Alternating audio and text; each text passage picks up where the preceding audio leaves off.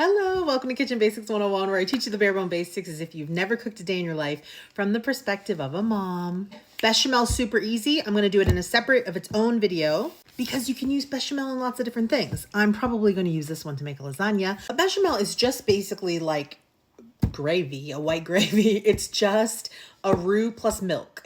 So a roux is equal parts butter and flour. So I'm going to use a half a cup of butter and a half a cup of flour to start my roux base. And then we're going to add milk until we get the desired thickness, basically salt, pepper, nutmeg, bechamel. So let's get started.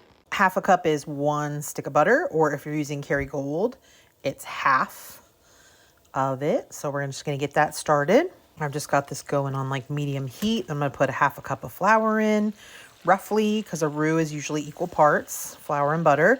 But, you know, if it's looking too dry, you can always add more butter. If it's looking too wet, you can always add more flour. It's very forgiving. And we're just going to cook out that raw flour flavor for a couple of minutes. Okay, the consistency you're looking for is that of like wet sand. That's usually the description that's used. So this is probably good. It could have maybe a touch more flour or just a touch longer to cook. But that's pretty good. That's like a wet sand consistency, which is what you're looking for. Pan-safe whisk, and we're going to get some ice cold whole milk. And we're just going to put a little in at a time and whisk it until it's completely combined. And then we'll add a little more and so on and so forth until we start to get the texture that we're looking for, okay? So you can see the milk just gets completely absorbed by that roux, okay? And this is definitely a trust the process. And you're gonna add a little more and you're gonna whisk. You don't want it to get too hot, so you don't want it to burn, so do all this on a medium heat. A little more. And the reason you use cold milk is they say that it tends to help with clumping. Now, some, chefs will use hot milk. I always use milk straight out of the fridge, just like when I do gravy. And as the milk heats up, then the roux will help to thicken that milk up and we'll start to get a bechamel. Okay, so I'm going to do this a couple of times and then I'll come back. Wanted to add bechamel, is a little bit of a labor of love in the sense that this is not something you can really walk away from. You're going to stand here and stir, the whole time the bechamel is coming together. It doesn't take long, 5 or 10 minutes, but you shouldn't walk away from it. You should keep stirring, stirring, stirring. Sometimes it's going to feel thin to you. Sometimes it's going to feel thick to you. You're not going to know its full thickening power until it comes up to heat. So that's why you add a little milk, stir, stir, stir, add a little milk, stir, stir, stir, let it warm up. Because like right now, it's like, oh, this is really thin, right? Definitely no more milk. We're done. But it could thicken up and then I might have to add more milk, right? So it's just a process. It's definitely easier to add more liquid than it is to take liquid away if you've put too much liquid in. So be patient. Like right now, I'm like, oh, it's a little thin. I'm just going to let this get warm and thicken up a little bit before I panic, right? But I'm definitely not going to add more milk at this phase because it's too thin. I want it to be thicker. How thick or how thin you want it depends on what you're making, okay? We're making lasagna with this, so we want it to be pretty thick, which this is pretty thick. I'll show you with a spatula.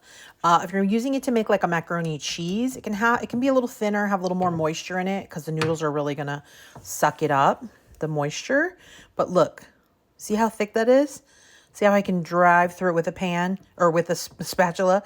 See how it coats the spatula and sticks? This is pretty thick, okay? So I'm going to consider this done and I'm going to turn it off. But while we season it, we're going to keep an eye on it and we'll see if we need to add milk to it. But I think that consistency is beautiful for lasagna, okay? Because we're going to need it to cool a little, so it's going to thicken up a little bit while it cools. For some terrible and unknown reason, I cannot find my nutmeg. So we're going to do salt and pepper. I'm so upset. It needs nutmeg. We're going to do probably like a teaspoon. Oh, no salt is coming out of this.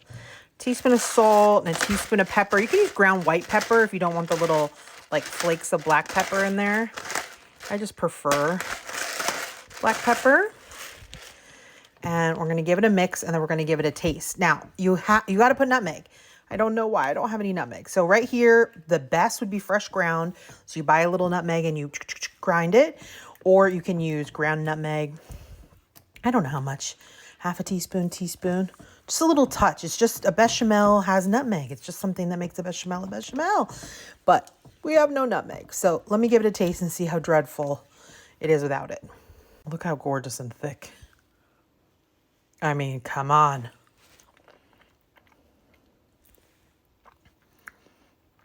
Oh, I mean, it's delicious. It needs nutmeg, but I'm sure buried in our lasagna, it's still going to be great.